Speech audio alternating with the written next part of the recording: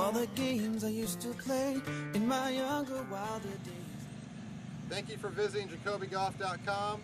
Today on my blog I want to talk about wedge control.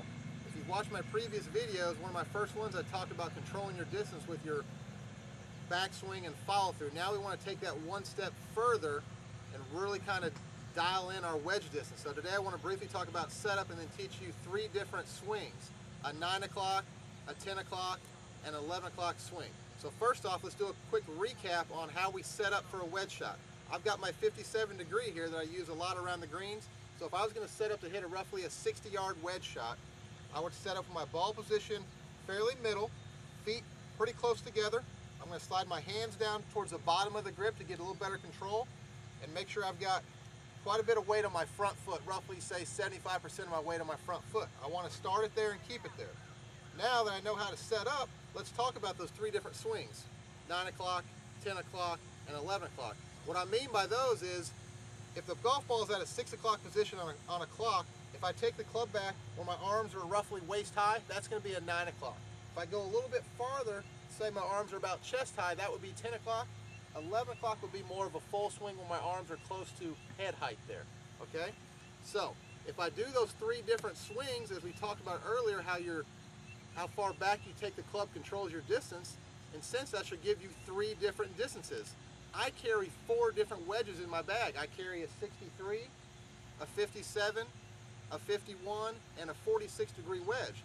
So in sense, if I do those 3 different swings, that should give me 12 different distances. So how to hit these shots, again, set up correctly. So I'm going to set up for about a 60-yard shot here, because that's roughly my 9 o'clock swing with my 57 degree. So I've got my good setup here. Now all I'm going to do is take this club back to about waist high, 9 o'clock, and then follow all the way through. That should give me roughly 60 yards. Something like this.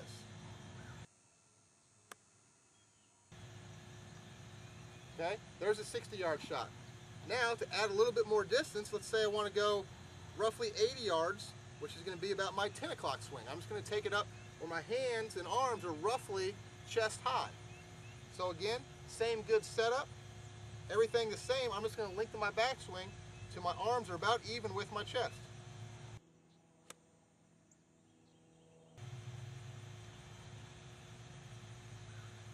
There we go. Gave me about 20 more yards, roughly 80 to 85 yards. Now, if I want to hit close to a 100-yard shot with my 57, that's going to be an 11 o'clock swing. I'm going to try to get my arms pretty high up, pretty much a full swing, roughly about head height. Again, same setup, nothing different.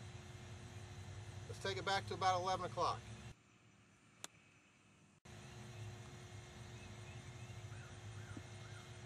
Okay, roughly 100 yards. So practice these 3 distances. My golf coach in college made us take a piece of paper, write down the 3 different distances, actually tape them on our shaft. Good reminder, if you can't remember them, tape it on your shaft, so when you get out on a golf course and say you have a 60-yard shot, you ask yourself, 60-yard shot, which club is that? Take a quick look at your shaft, you know which club to grab. Hopefully that'll help you next time on a lesson tee. Please come back and visit my blog next time at jacobygolf.com. Games of clubs and tees have never crossed my mind. So after some discussion with my closest, dearest friends, I decided that I'd give it one good try. Well, that was my first big mistake. I've already hit 3 in the lane.